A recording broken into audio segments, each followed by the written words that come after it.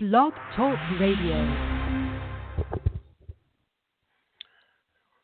Well, good evening, everyone. This is Baba Kilindi, and I'm here with another episode of the Entheogenic Explorer program, where we talk about everything entheogenic, mushrooms in particular, psilocybin mushrooms in particular, and also technologies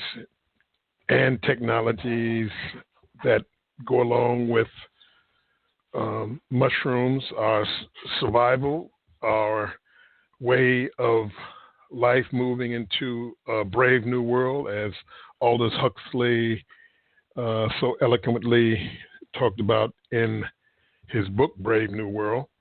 We're here this evening to speak on the Ming Zhu, one of our crystals that is very, very special to the multiverse, so that we get a better understanding of what the Ming Zhu crystals are and how they apply to an entheogenic space, and how we utilize them with the mushrooms, how we get a chance to use them as recording devices, and also computers in the quantum realms, is what we talk about on occasion.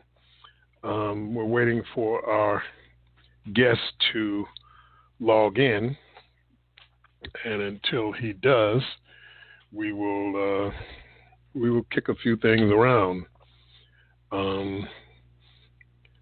Dealing with education, dealing with how we do it here and how we keep it going. I was talking with my grandson, who goes to one of those supposedly super schools that children are, gifted and all of those things. In my opinion, all children are gifted, but he goes to one of these gifted schools. And I said, "So you're the best reader and the best in math in your class, huh?" And he says, "No, Baba, everybody's the best reader and in math." I said, "Everybody's the best."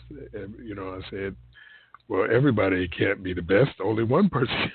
One person can be the best at something at a time. And he went to explain to me how everyone is, it's kind of like the baseball game where everybody gets a trophy, and, everybody is acknowledged, and everybody is made to feel like they're just as significant as the person who is the one that is actually the best, the one that hits the home runs and makes the plays and things like that. In the old days when I was, say, playing basketball or baseball or whatever, and we would play the game, I always wanted a trophy, but we, for a couple of years, we just weren't good enough. We lost to better teams, and you go away feeling bad and dejected, but you go home and you practice and you try to make yourself better, and you get with your teammates, and you see what you didn't do right, and you wanted to better that, so you practice, you got better, and nobody whined about it. Okay, they beat us, so we'll come back next time and we'll win, and then we'll get the trophy. But, when I finally got that trophy, when I finally our team was the best, and, they acknowledged us and stuff like that, it really meant something, and I still, well, I don't have it, but, my mama's, is still on her mantle at my mother's house, that trophy that I could always look back to, and looking back, say, hey, that's something that we did, and you remember beating the person. But nowadays, everybody gets a trophy. Everybody is, everybody is a winner. I think it diminishes when you get that trophy that everybody gets one, especially when you know that your team is the best and that your team is the one that is, had put in the work to feel like they were the best because they won and they did all the things necessary to do that. Now that doesn't happen. People, everybody gets a trophy, everybody's coddled and things like that and feel good. And I don't think that's the best way to go through it. I think you need to earn your way to the trophy, earn your way through the ranks and get to a point where, if you take the time and you're diligent and you do your work, things will be where you are then the person who has persevered and you really feel like you accomplished something. So that's my grandson's story of the day. They are now dealing with a system in China, whereas you have a social credit, and they're using big data and AI to rate citizens in a new social credit system. And under that new system, what customers purchase, what you deal with socially, can hurt your individual ratings. Kind of like your credit rating, on steroids. And it plans to roll out this rating system over a period of time, and this financial internet takes in data and makes it available to the government, and you rated on this social network thing, and I'm sure the United States won't be far behind. They're already set up in this Orwellian Big Brother 1984 system, and these are some of the things we have to start looking at, because you may not be able to get on the fast internet data. They may restrict your internet data, where you can go, all these different type of things because of your rating. So these are just some of the things that I've been thinking about here in the last couple of days. Let's see where we are. Still waiting for our guests to chime in or to call, and we'll go right along until then. If someone else is calling in, we'll be taking questions a little later. We had a great show, the last show we had with Rob Henson, and we dealt with Gilgamesh and super soldiers and the Nazi programs that brought about much of the technology that we're using now in the 21st century. We talked about some of the things like the Kennedy assassination, and when Rob comes back in a couple of weeks, we'll be talking about and tying that to the Bobby Kennedy assassination, and also the assassination of Martin Luther King, in which I found out a lot of tidbit information, new information that I wasn't really aware of on the Martin Luther King assassination in the last couple of weeks here, that he didn't actually die of the gunshot wound, but was smothered with a pillow in the hospital. and it's a whole bag of worms. This thing with these assassinations of John F. Kennedy, Robert Kennedy, and Martin Luther King, and it's all got the same suspects, same people running around. It's just absolutely crazy how this thing is hooked into the mainstream of the culture of America.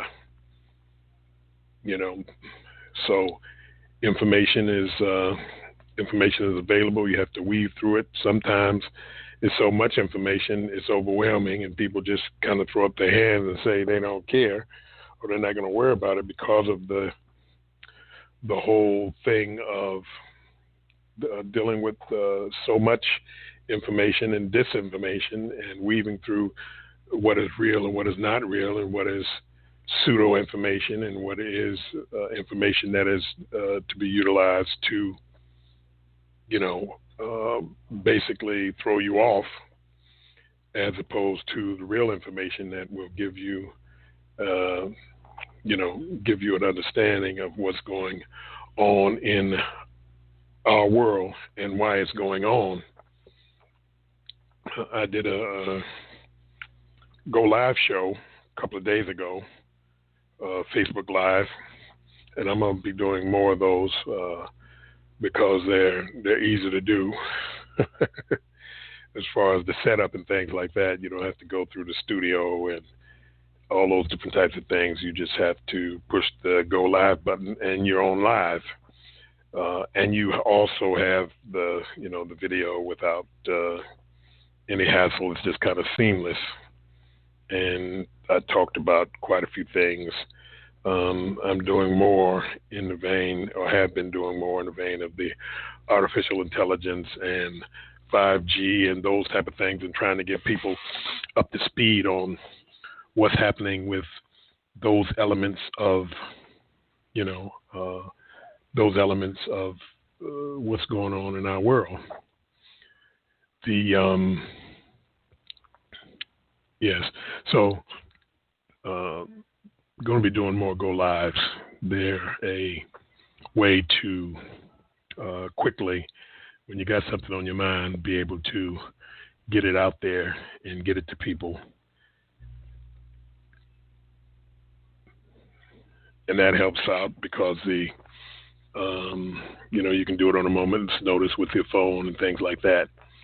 So I'm real anxious to be able to share with you about the Ming Zhu this evening. We have a special guest. We're still waiting on him to chime in and give us more information on the Ming Zhu, because these are some of the technologies that we utilize along with the transdimensional crystals. The Ming Zhu crystals are rare crystals that were only held by the kings and emperors and empresses of China and some places in Mongolia and Africa and things like that, but only royalty held them up until very recently.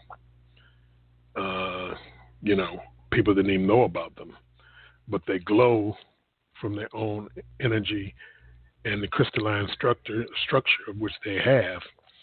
And they absorb energy, they radiate energy, they are, you can download into them, you can pass on information between the crystals. So we're talking about something that's very, very rare. And when you pair them with the entheogenic substances, they become modes of transportation, modes of the way that you can take these crystals and utilize them as maps, be able to continue on voyages that you may have not finished.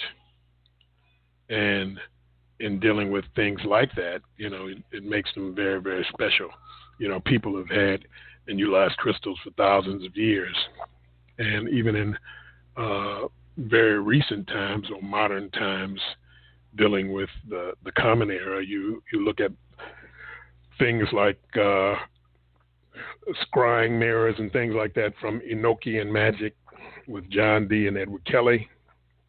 John Dee was 007, the head sorcerer, wizard, alchemist of Queen Elizabeth. And he had a partner, Edward Kelly, who was a seer. And what they would use would be called a shoe stone. And that was a crystal of which Edward Kelly would be able to contact angels with, and they would communicate with Edward Kelly through the crystals. And the angels in this Enochian magic would give them different ways of being able to receive the information. Now, they were alchemists, so they had different potions and things like that. And I'm pretty sure that they were utilizing some type of substance along with the scrying mirror, which are black mirrors, silver mirrors, bowls of water that they were gazed into. Some of this, they say that they got it directly from the angels, but I'm pretty sure that a lot of it was taken from the gypsies, or the gypsies were like the Egyptians, and their utilization of the readings with the tarot cards and with the crystal ball and things like that, because the crystal ball is part of the crystalline structure of information, and we utilize these Ming Zhus and the transdimensional crystals in the same vein and same way. In other words, you would have the crystal ball that you would take your entheogen, wait until it actually kicks in, and then you would stare into the crystal ball. I have a crystal ball that I'd like to get. It's at a place here not far from my home, and the crystal ball is actually about twice the size of a basketball, and it's worth $15,000. The price is $15,000. I could probably get it for $12,000 cash, but it is you have to see it to actually believe it. The informational structures inside of this crystal that is large and round and perfect and smooth, and it has certain stress marks in it of which you can download information into. So this crystal ball thing and this crystal staring thing is all part of the ancient wisdom that came from the what you would call the Atlantean times, before the prior to 12,600 before the Common Era, when we had the asteroid impact, which impacted the climate and configuration of Earth, because when it did that, it changed how we related to the Earth and how we related to one another, because whole civilizations were lost at that particular time. But it comes back from that time when the crystalline and crystal technology was utilized as a technology, as a organic technology to be able to access records and information from the multidimensional realms, and how these particular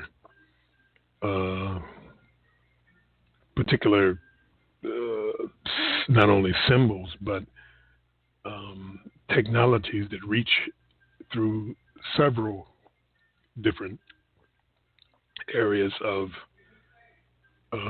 information, in several different areas of transdimensional information. In other words, it's like a television set that,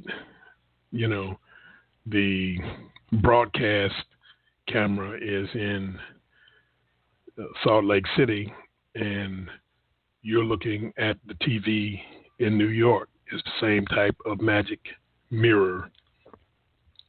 You're staring at the crystal in New York, and the camera is in another place and time, another dimension, so you can look into these other dimensions and see what's there and what's going on in different space times. And you can also go into the crystal and go to these particular places, or go through the crystal into these particular places. So that's the type of crystalline technology we're talking about. It's not only something that you see, but a place that you can go, because what you see is what you get. What you see is where you can go into this area of the multiverse. So we are here this evening talking about things that are pertinent to our lives, pertinent to us being able to stand on the precipice of knowledge while being able to not only commune with other beings and other areas of information, but also being able to stand fully in our own sovereign selves on the earth. It's coming a time, the time is very, very near where things are changing so much and so fast that without augmentation, without some help, you'll be left in the dust. And that's what and where these entheogenic compounds come into play, especially the tryptamine hallucinogens, the tryptamine hallucinogens, the tryptamine entheogens, the tryptamine psychedelics, and how they relate to our informational structures, our places, our ultimate homes, our higher selves, and all of the things that make us multidimensional and more than what we think and more than what we know. So it's time to, it's time to stand up. It's time to wake up. It's time to put away childish things. We don't have enough time. We don't have enough time. We don't have time to waste. We should be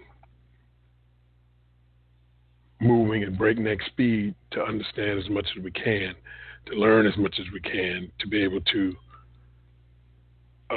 put together as much as we can so that we know how and when we will be able to, come to a full understanding of our true power and how we relate to that power. So instead of just one person being the all in all and the messenger, the guru, the shaman, the priest, the whatever, it is for all of us to rise and all of us to learn from one another, because it is a very, very small percentage of people who are truly souls in the multiverse. Others are constructs. And we had a few folks, we had it out because they say, oh, you're saying that some people are not people? Yeah, I'm saying that some people are not people. They're constructs. They are artificial technologies programmed as human beings, but in reality, they're not. So, take that the way you want to take it. Do with it what you will. But these are the things that have been revealed to us while communing in the sacred spaces of the mushroom knowledge and understanding. Because if we get to a point in our existence where we understand who we are, which is a big one, where we're going, which is a big one, and how we're going to get there, that's a big one also. How are we going to get there? You know, we have to know that we're more, first of all, and foremost, that we're more than just a physical body, that the body is composed of a code, and it relies upon that code to have congruency, to have mass, to have structure, to have things that keep it in the vein of what people call real. So we need to be able to be understanding in this. We need to be patient, but we need to also understand that it's not a lot of time that we have to deal with putting these things together. We have, I think our guest has chimed in. We're going to bring him on and get a chance to hear what he says. Are you there? I'm here. Oh, yeah. How you doing? I know sometimes. Sorry about the delay. These differences in time and things, you know, dealing with different parts of the world, you know, it happens. But I was holding down the fort for you while you were getting ready to chime in. How's things going with you? How's the weather? It's a little bit hazy. We had really bad sandstorms blew in from China, the worst sandstorms ever. I'm in Taiwan right now, so we had sandstorms from China blow across the Taiwan Straits. And to combat it, they decided to chemtrail the sky to bind the particles, which then formed rain clouds, and it rained all day yesterday, and now it's just kind of hazy outside. Very strange weather.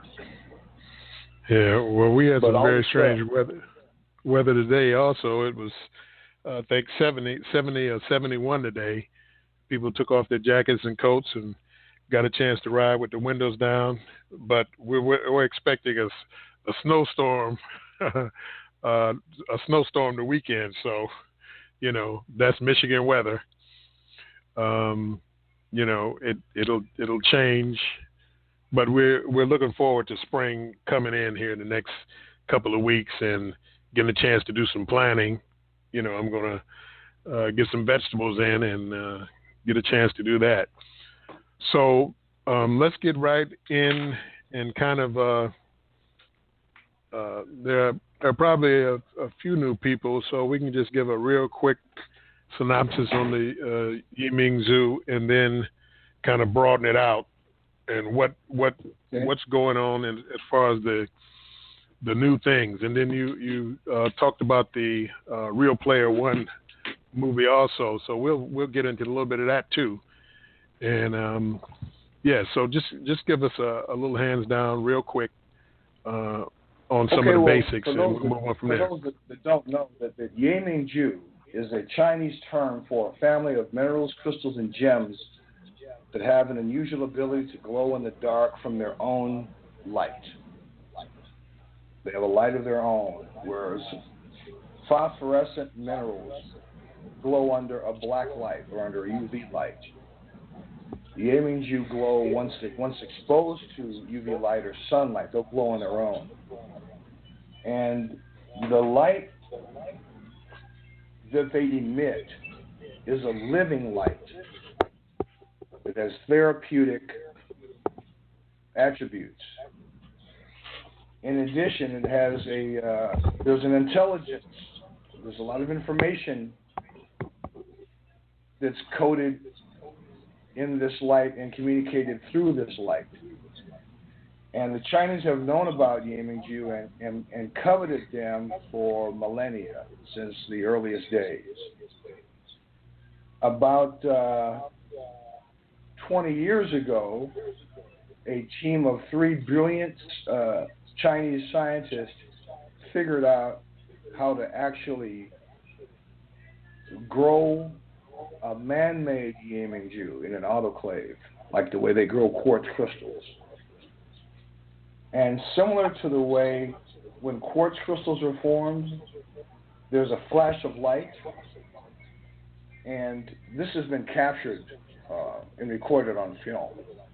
There's a moment where it bifurcates, where there's a flash of light, and then a crystal structure will appear, like the grid, the matrix, the crystalline matrix will appear, and then the physical crystal grows upon that matrix. So there's like a blueprint. This light contains the blueprint, and the crystal grows to that. Same thing happens with the Ming Zhu.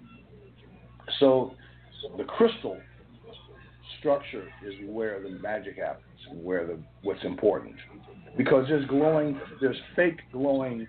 They call them Ming Zhu in the market, but they're just synthetic aggregates. They have no coherence. They have no therapeutic healing powers. On the contrary, they can be toxic. So there's this, they call this modern Ming Zhu or crystal Ming Zhu, this man-made Ming Zhu. And both the Ming Zhu that's found, mined in the earth, the highest varieties of it, and this man-made modern crystal Ming Zhu, once you start to interface with them and communicate with them through the light, they will start to glow brighter and longer, and the color will gradually change. At some point, it depends on the person who is the caretaker or who is interacting with the Ming Zhu. They will do something that we refer to as activate. And I say that was the capital A. A-C-T-I-V-A-T-E. They will activate. And much like when a human being activates and their crown chakra opens and their aura becomes like this golden luminous radiance like they have depicted around the Buddhas and around saints and around Christ, the Ming Zhu will activate and they will like enlighten or completely real. They'll become like self-realized.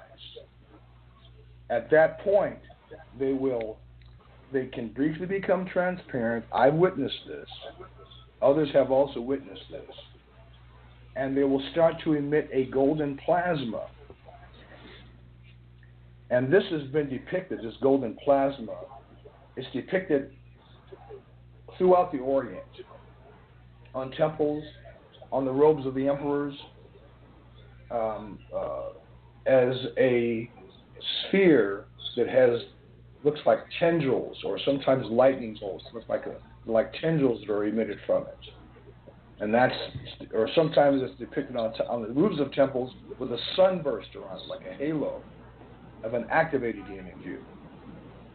And my godfather, who is a member of the last royal family of China, he knows more about Ming Zhu than anyone. He's been meditating with Ming Zhu for 30 years. And he had mentioned this to me back in 2010. I experienced it myself in 2012 in South America. And that's where the research is going now, is into this golden plasma, this golden light plasma, which in Chinese alchemy is referred to as jindan, because this golden plasma is very healing. It's got healing capability. We're finding out that it has, it's able to neutralize all sorts of discordant electromagnetic energies. It's able to neutralize the toxicity from chemtrails. Because you can gather this golden plasma and store it in the body. And I think that's kind of where, that's a very exciting area of research. And that seems to be why Ming Zhu has appeared at this time, and why so many people are drawn to it, because this golden plasma, the gold. What is the monoatomic gold that David Hudson discovered with this ormus. You know, they call it the white gold that you can actually eat it, you can assimilate it. And this golden plasma is very perplexing. There's a lot that's been written about it since ancient days in Taoist texts. We know that in yoga they have a breathing meditation that they do at the sunset during golden hour, that last bit right before the sun gets to the horizon. The sun will, on a clear day, be very, very gold. That's the same plasma. That's the same stuff, and that can either go through the eyes, through the you can eat it, you can taste it, you can through the tongue, through the eyes, through the nose, through the entire surface of the skin, the palms of the hands, the soles of the feet, and the entire chakra system. And I've been doing my own Qigong practice every day since January 1st, because I'm finishing off the second book on the activating Ming Zhu. The first book which is titled Ming Zhu Celestial Energy Gems. That was an overview of what is Ming Zhu, what are the myths, the legends, the history from down to Imperial China and Mongolia, in India and Tibet. What is the geology of it? What is the chemistry of it? And a little bit on the physics of it as a crystal. Yes, I have that book, and it's wonderful. And that's an objective overview. But when you start to meditate with Ming Zhu, and that's the only way that you can activate it, is through meditation, which is bringing your mind to a still point, to a 0 point, bringing the mind to standstill. Then you can communicate directly with the Ming Zhu, and it can communicate back. And that's just so. It's the things that we're experiencing, that I'm experiencing personally, and my students are experiencing, and other Ming Zhu connoisseurs and owners are experiencing. We're compiling that information now, and it's just amazing information. It's amazing. It's just amazing. It's just amazing that they're alive. The Ming Zhu are alive. They're sentient. Question, Peter. Do you think that with not just the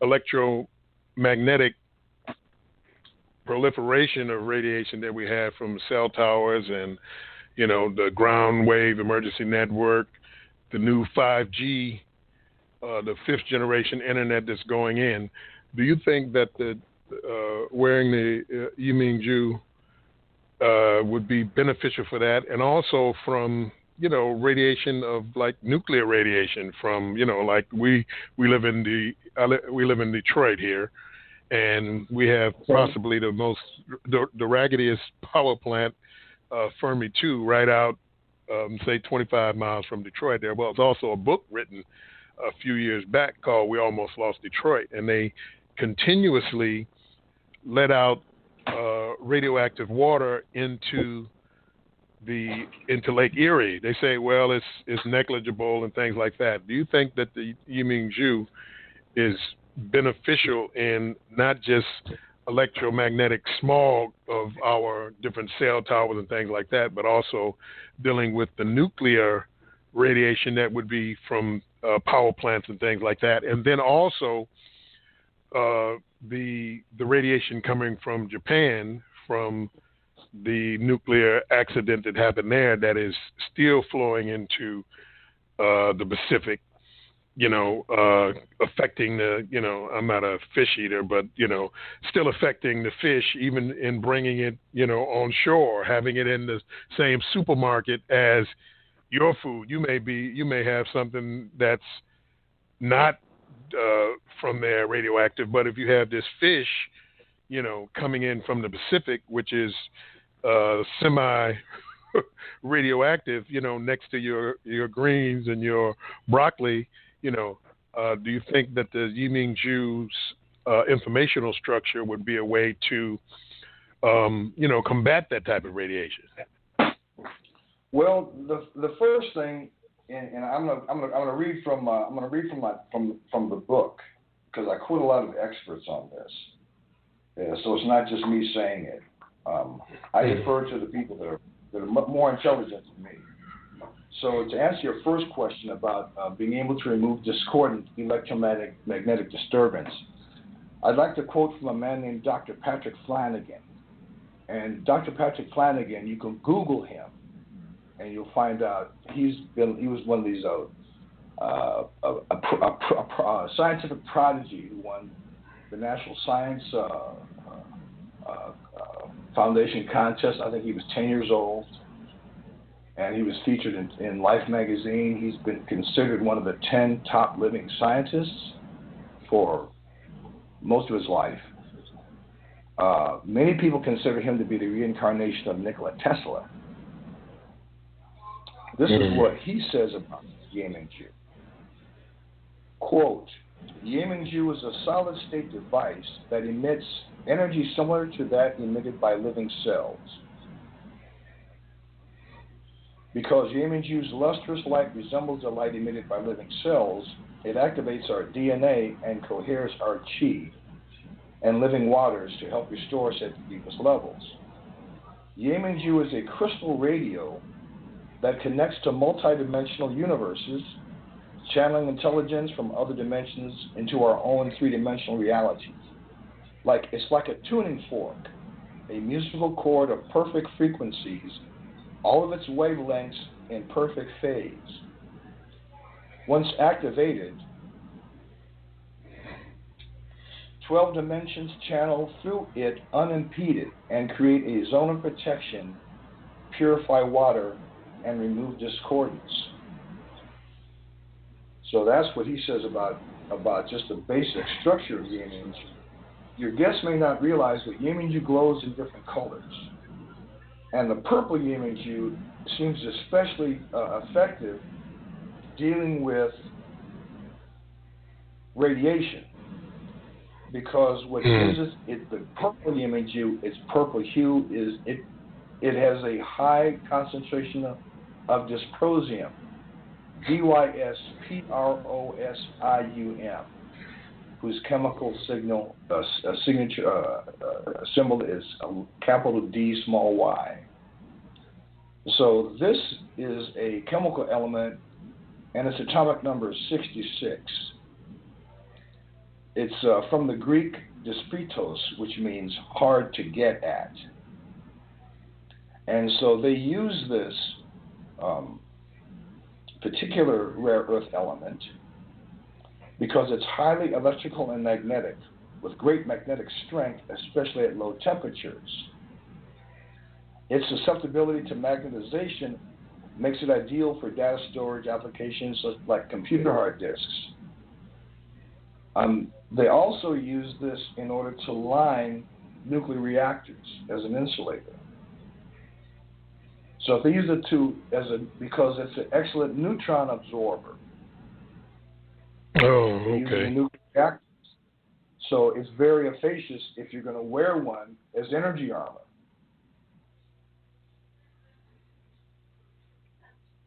Yes. It's going to insulate you from these discordant radiation.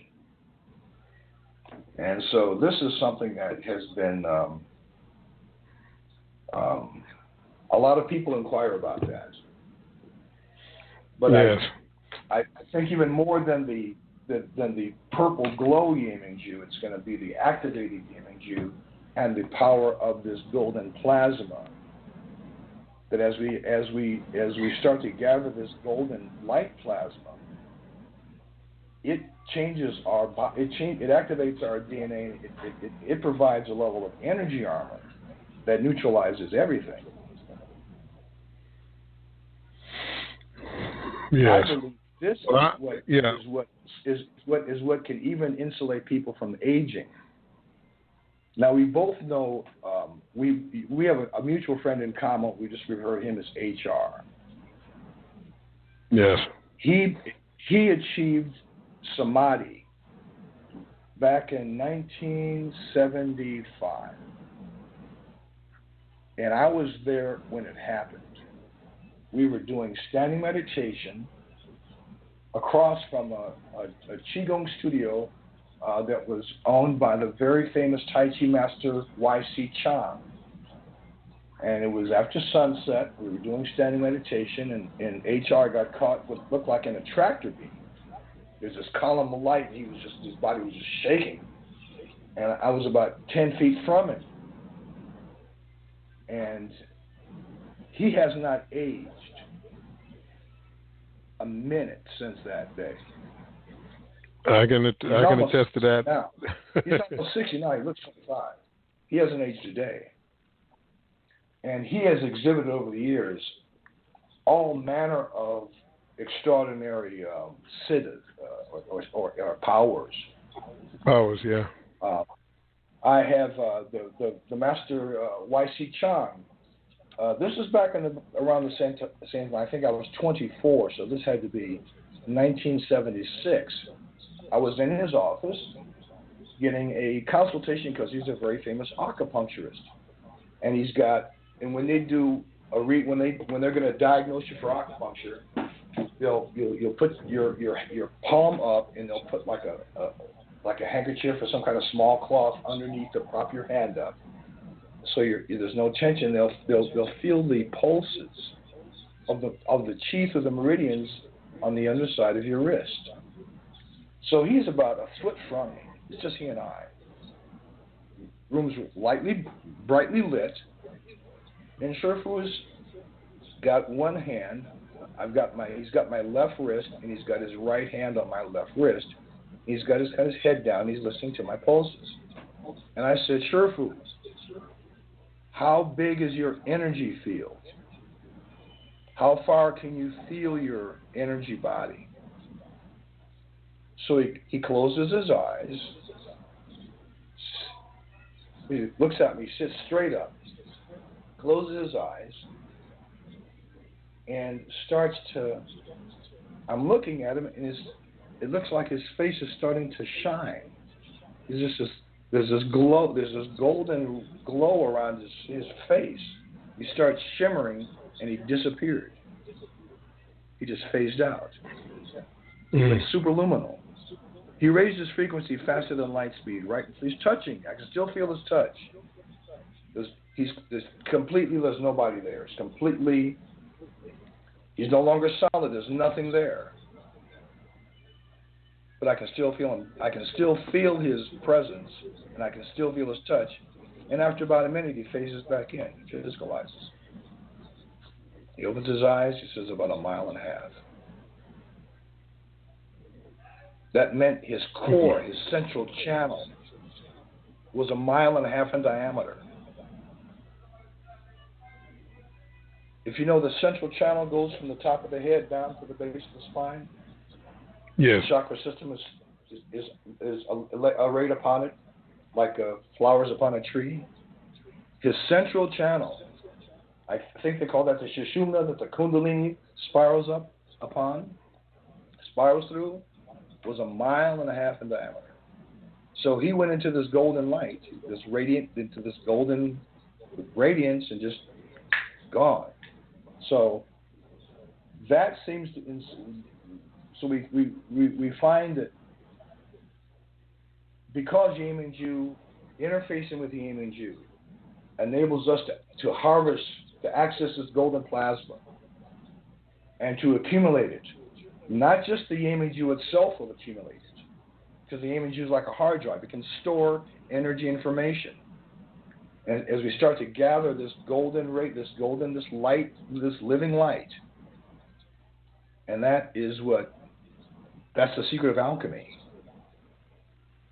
And that's where the movie Ready Player One was so interesting. I don't know if I don't want to do a spoiler alert for Ready Player One, but I urge our listeners to take a peek at that. Did you see it, Kilindi?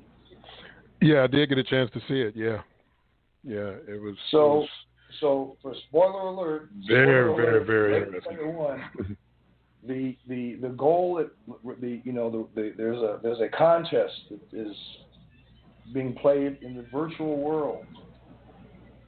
And whoever is able to solve the puzzle or solve the riddle, and there's 3 golden keys. And once you get the 3rd key and open the vault, inside of it is they refer to it as the Easter egg. And it's this transparent crystal. It's kind of shaped like an oblong egg, like a giant ostrich egg. And it is got this golden light plasma inside of it. So this is a very, very deep archetype, giving us a lot of information. Yeah, I thought it was a great movie. It's pretty transparent at the end. You had everything, and he talks to the guy who was the original game together, and he's immortalized. He's like, are you dead? Are you alive? Are you dead? He had attained the higher levels, and he was working with some other things that weren't privy to the folks who had given so much time in trying to get the game, get the treasures of the game.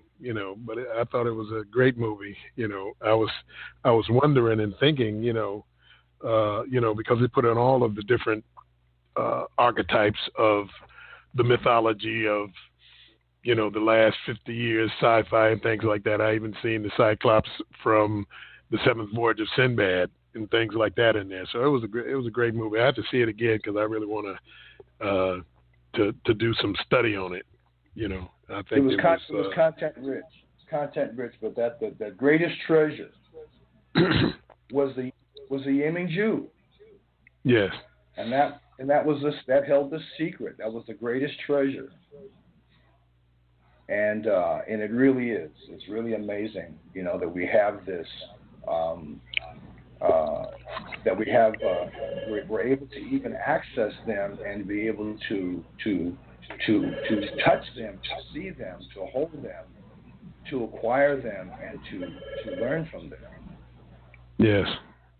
And the activation is the key by really working with it in your practice, your meditation, when you go on your entheogenic journeys and things like that, to activate it so that the information, you raise the vibration enough to be able to phase with the information and, be able to open up use the key to open up the informational structure that the Ming Zhu is connected to. So I think that, we're coming to a point to where, when we get a saturation point of enough people that are actually working with it and activating these very special crystals, that we will be, we'd be able to start changing what is called reality. In other words, there are multiple realities, but to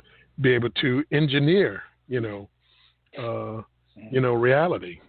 And that's really what this time is. I was talking a little bit earlier about a couple of the same things you were talking about, and I was talking about how inside of dealing with the Ming Zhu, that we start utilizing them as the technology of what they really are, and that's to be able to access the inner workings of the multiverse. So exactly. It's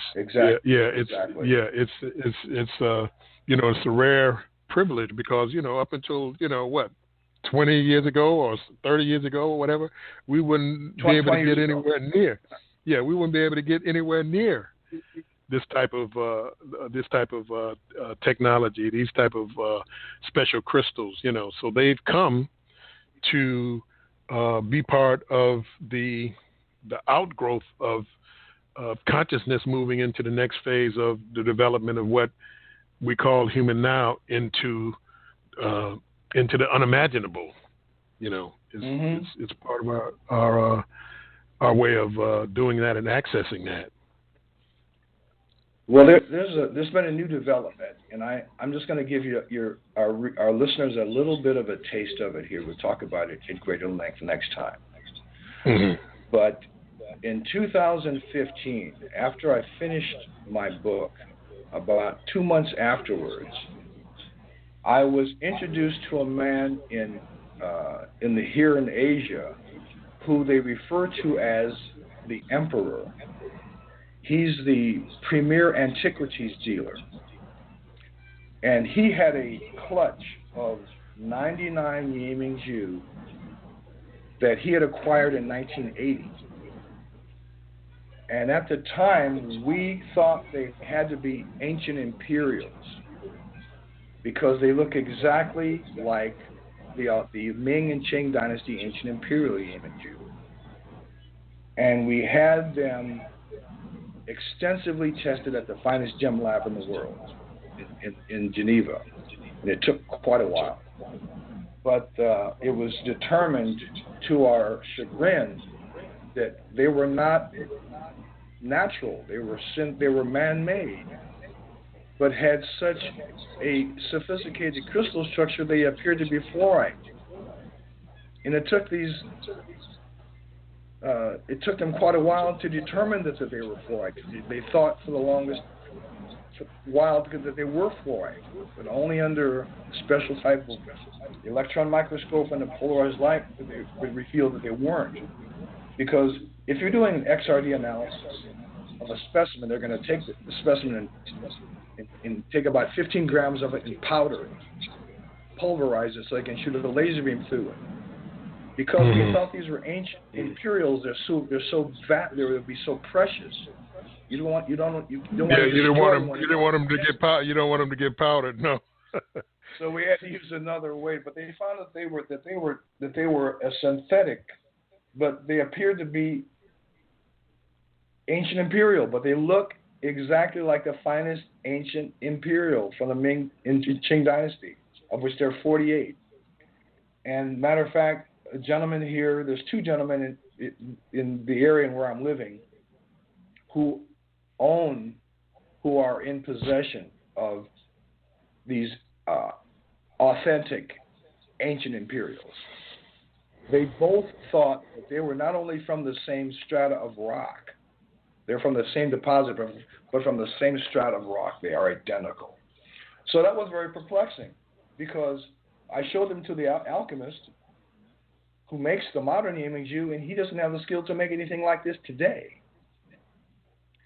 And then what made it even more strange is that the emperor acquired these in 1980, which is almost 20 years before the first modern Yi Ming Zhu was discovered how to even make it. So you got something that exists outside the timeline. Yeah, they were made in a different time construct and brought here outside the timeline. Let me say that they exist outside the timeline. No one today can make anything like these. They're translucent.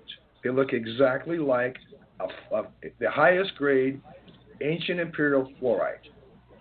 So whoever made them, not only that, and this is the most amazing part, is a couple of my higher end clients have on their staff, on their payrolls, clairvoyants who not only will suss out when they have people that they'll have to interface with in business.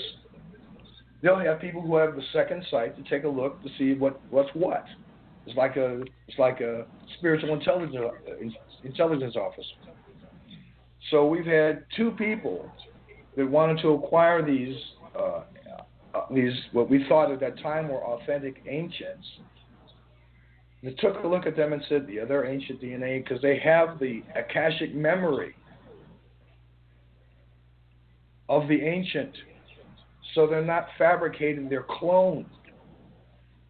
How can you grow a crystal that has an ancient memory to it? That has the memory of the Silk Road and where they were mined originally in Syria, and they passed along the Silk Road in the 8th century, and in the court of Genghis Khan, and it passed down at the end of the Yuan dynasty into the Ming dynasty when the capital was moved to Beijing, from there to the Qing dynasty, and then from there in 1980 on this boat, off the coast of China. They had this memory. And so these Zhu, we refer to them now as golden Yiming Zhu because they activate instantly and they emit a brilliant golden plasma. They're the most superior Yiming Zhu. Yeah, they were like you said, cloned or yes. In the future and redeposited back into 1980 or whenever, but they had the same memory as the ancient. But what we're dealing with, because of their super sophisticated crystal structure, this is a high space technology. And I can't talk. We'll talk about it in greater depth the next time. I'm just saying there's a third Yiming Zhu now that has appeared on the scene, which we refer to as the Golden Imperial Yiming Zhu, that have the physical translucence and beauty of the finest ancient imperial, all the imperial Akashic memory data files, plus the strength and durability of the finest modern. So their heart it can be polished like the finest jade. Their hardness is on the Mohs scale. Their hardness is 8. They have the energetic capability of, well, there's really nothing like them. Yeah. They're very easy. They're very easy to use to traverse the multiverse. When you hold them and they activate, it's like having a Stargate in your hand. Yes. Well, I was talking a little bit earlier. I was talking about John Dee and Edward Kelly. Edward Kelly was the seer, and John Dee was the alchemist, and they used what they call the shoe stone, which was a crystal of which Edward Kelly would stare into, and this is where they would get downloads from the angelic hierarchies. John Dee was Queen Elizabeth's alchemist, and he was basically 007. 007 when Queen Elizabeth would send her glasses. At that time they had, you had the glasses that are the 2 circles, and you have the little handle on one side of it that comes out like a 7. That's where you get the 007. She would call her secret alchemist to come and give her advice and things like that. And then John Dee and Edward Kelly went to Prague during the time of the Winter King, when he brought the Palatine brought all of the sorcerers and alchemists and all those folks to Prague to basically glean knowledge and information from him. But since he was only there for a short time, it didn't continue. But John Dee and Edward Kelly stayed for a while, communing with these angels, and that's where they put together or downloaded the Enochian magic that was part of their system and things like that. Just kind of like a sidebar of crystals. I wouldn't refer to them as angels.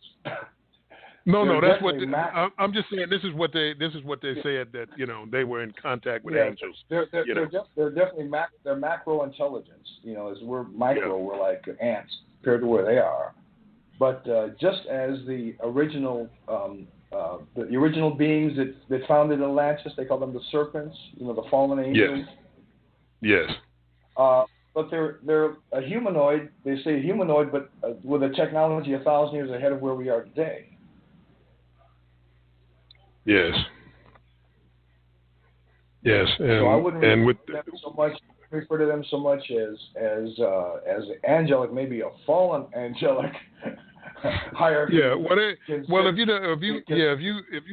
If you look at the whole Enochian magic thing, they were contacting some pretty crazy stuff, but this is what they said that they were downloading from the angels and things like that. This whole system of magic. Their crystals may not have been tuned to the right neighborhood, but this is where they put this whole thing together. But I'm saying that crystalline technology, the Atlantean crystals and things like that, which were, they had a period of time, 12,600 before the Common Era, when you had an asteroidal impact, 4 shards of the larger comet that destroyed the dinosaurs. 4 shards of that came into the atmosphere and struck the Earth, but it struck the North American continental ice shelf, which at that time, right after the last ice age, was about 2 miles thick. That's why they didn't have the actual crater to justify talking about this thing that actually sunk Atlantis. May not have necessarily been called Atlantis, but sunk Atlantis and many of the ancient civilizations that were on seashores and things like that, because it threw gajillions of tons of ice into the oceans, fresh water into the salt water, which changed the climate. The raising of the sea levels sunk within one day many of the ancient civilizations, and a lot of the technology was preserved in places in that had a higher level of land, such as Africa. Africa it sits on a plate, so a lot of the things were preserved in ancient Egypt and in Mesopotamia, Akkadian, Sumeria, Babylon, and things like this. And that was one of the reasons why they feel that the Iraq War went on to sack the library, the Baghdad library of different ancient relics, crystals, stones, things like that were in the library that came from the time of Atlantis, because Plato, information from his ancestor Solon, who studied in Egypt for 14 years,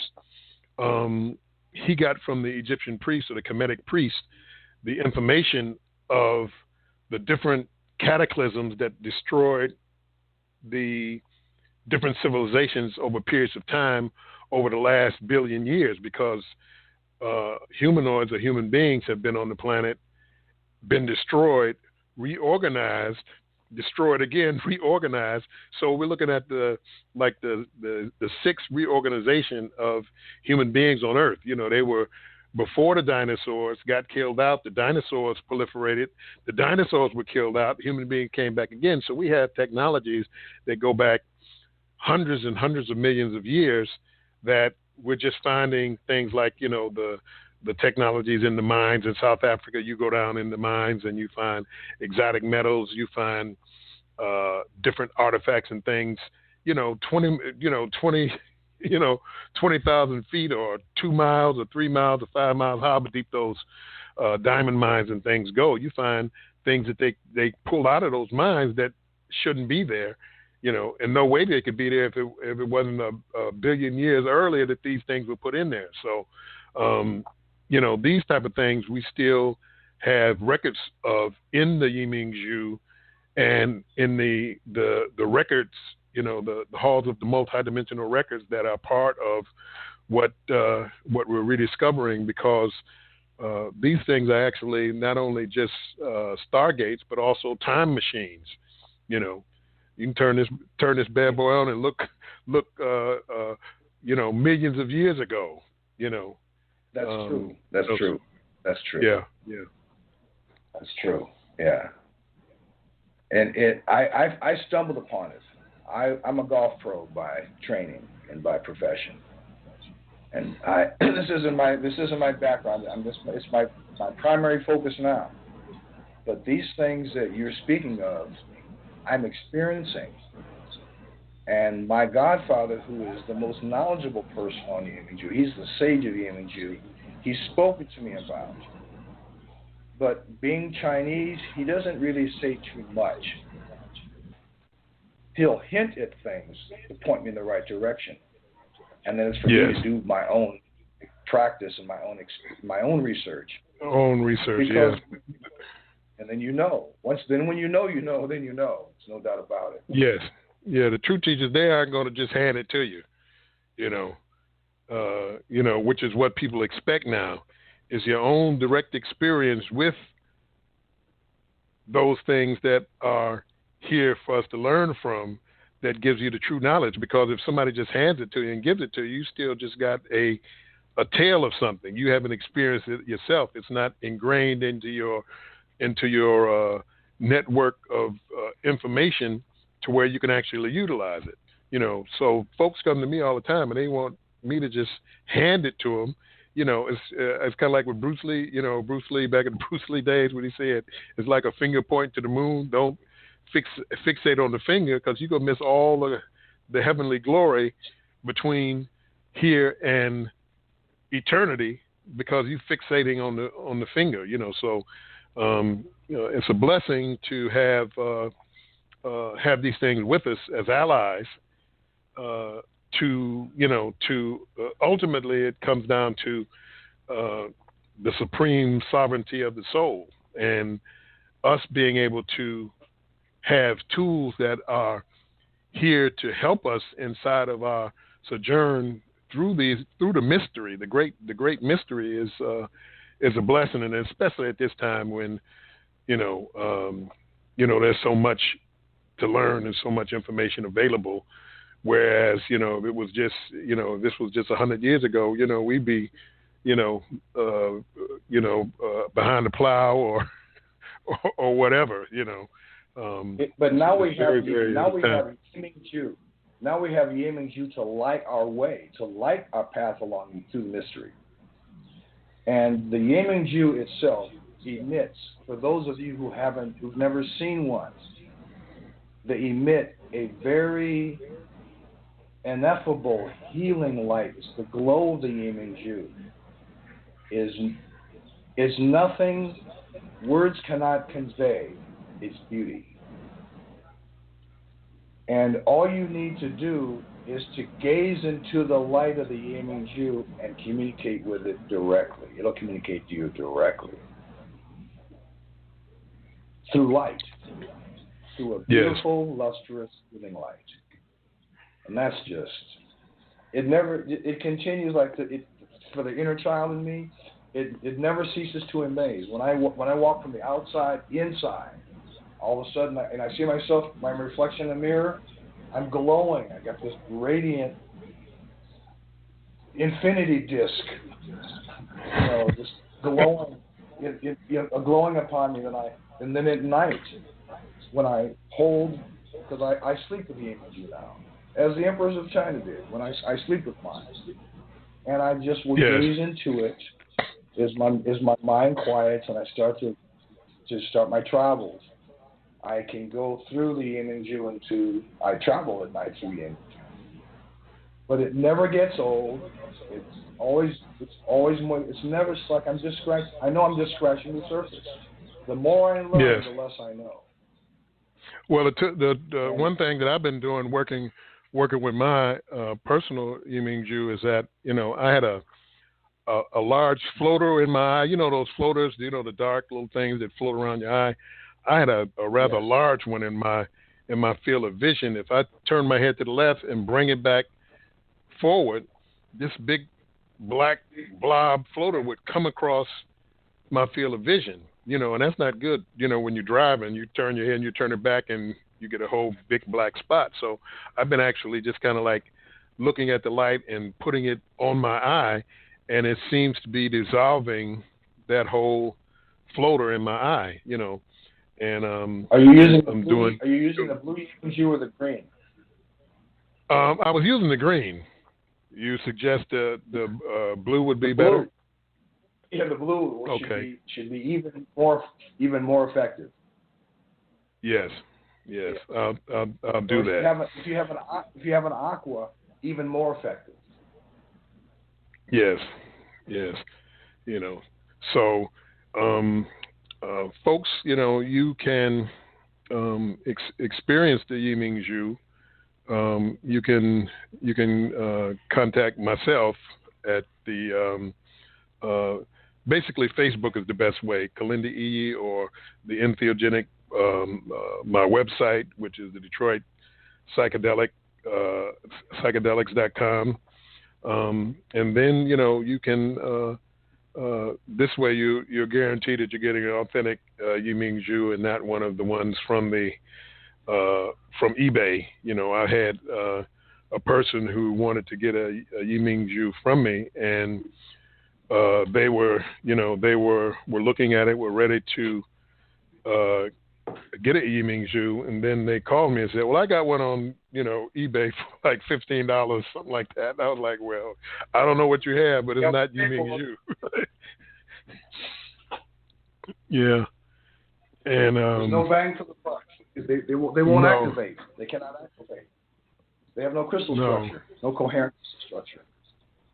And then you, Peter, you sent me a picture of the largest fake Ming Zhu in the world, which was kind of funny because I said, well, the little one that I have is it has the crystalline structure that it emits from its own crystalline structure rather than somebody painting it with, how we used to have those.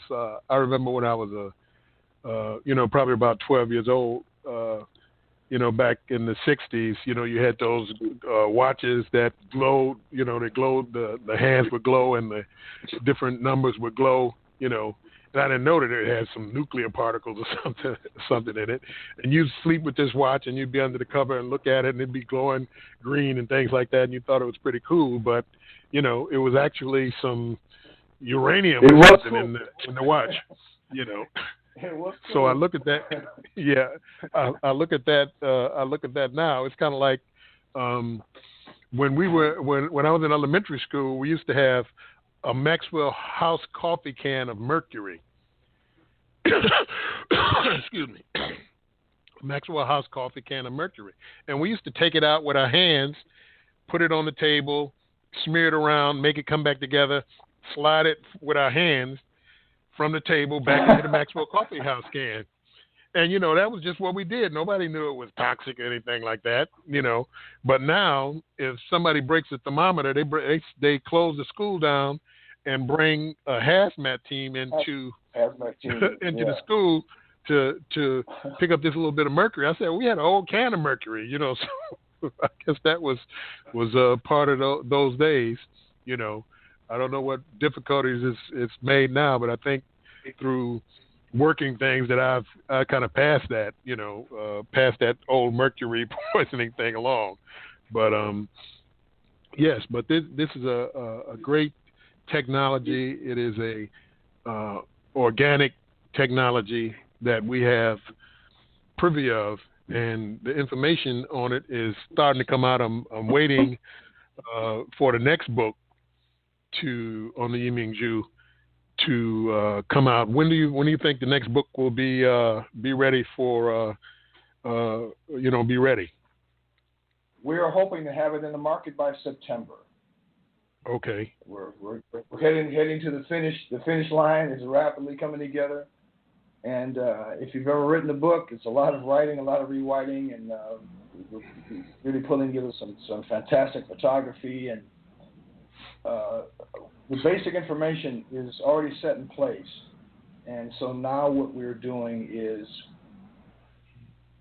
bringing in testimonials from people all over the world. Yes. Who are interfacing with Ming Zhu and describing in their words, in their voice, what they have experienced and the benefits, the blessings that it has brought. Because Ming Zhu are also considered in India, they're the Mani in the Om Mani Padme Om, the wish-fulfilling gem. Yes. And so Ming Zhu are able to align us with the limitless source where everything comes from. And they're very good at improving our health, wealth, happiness, and good fortune. And they really are a wish-fulfilling gem. It's so we're wishing for September for a September release. If anybody wants to contact me, it's Peter Andreas, Andraes. I'm also on Facebook.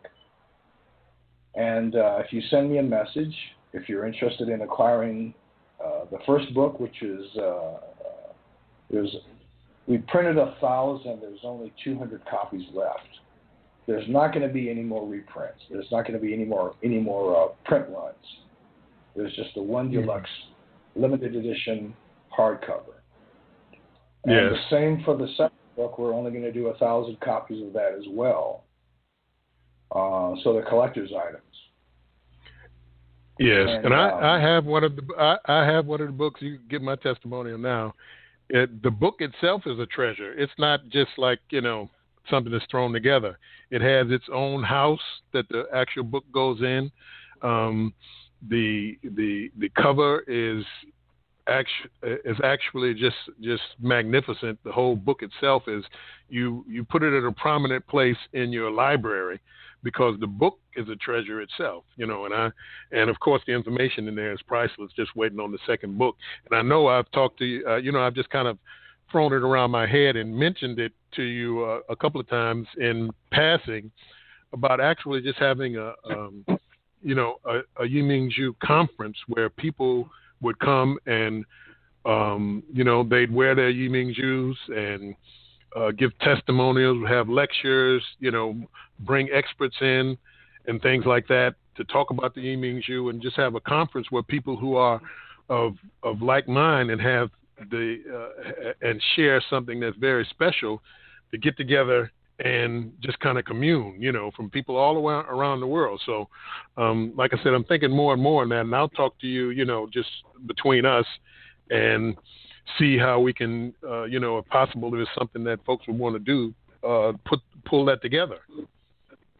But in the meantime, what we're working on is we're launching a website that's going to be a Ming Zhu blog, and that's going to be overseen by a gentleman named Adrian Rasmussen, who is based in Santa Cruz. He's a prolific artist, and he's very good at collaborating, and he's a very affable and knowledgeable, and he's very, very skilled with websites and the digital technology, younger generation. Yes. He's a millennial. And we're going to on this blog feature people such as yourself, Kilindi, and other healers and martial artists and yogis and people from all walks of life who are activating the Ming Zhu in their personal practice and in their professional practice. Because the applications and uses of the Ming Zhu because now it's out into the world and people are starting to interface with it, it's finding different ways to express itself, to express its intelligence. Yes, but well, we're just at the beginning of this thing here. Yeah, so it's quite exciting. We're really living. This is really the golden age of the Ming Zhu. And we are very fortunate to be alive at a time where it's accessible. Because it's been in myth and legend. It's been myth and legend and fairy tales. And now you can actually hold it in your hand and interface with it and activate it, and then you'll know that you know that you know. You can see that you can see. Well, folks, I have to apologize to you, Peter, and apologize to the audience because we're down to like 2 minutes. I want to let's get one caller in if they want to say something. Then I have to do my commercial, and we'll have to set up for the next program that we're going to get deeper into the Ming Zhu. Hold on 1 second. Let me see here. 804. Do you have any questions, real quick? We're down to like 2 minutes. Do you have any real quick questions? Yeah, it's not really a question, but I'm a new beginner and fooling with the quartz crystal. I got a quartz where I pay like $300. I pay $300. It's an octagon, right? And I I just got to keep catching your shows, to learn more. Mm-hmm. Well, definitely get us on Facebook and get us on the show, because we're going to have Peter back on in a few weeks, and we'll get deeper into it, and you can learn more. And if you can also buy his book, which will help you understand more about the Ming Zhu crystals. So thanks a lot for calling in. And listening. And we'll catch you next time. So you're on the list, and we'll make sure you get back on to ask some more questions as we go along. Thank you. Thanks a lot. Okay, real quick, folks, I'd like to thank Peter for coming on and sharing with us this pertinent information on the Ming Zhu. This is the Entheogenic Explorer program. You can help to keep the program going by donating to our program. That's at kilindi@hotmail.com, and that's for PayPal, KILINDI @hotmail.com. You can donate to keep the program going. And like I said, Peter, we get so deep into it, I just listen and learn and things like that. I forget about the other folks who are in here. So we'll get you back on in a couple of weeks. Thanks a lot for calling in. And I think we're getting better with this. I'm getting on time and things like that. Thank you very much for chiming in. Thank you very much, and thanks for listening in. It's been my pleasure. Yep. I'll talk to you the 15th. All right. Peace. All right. Peace.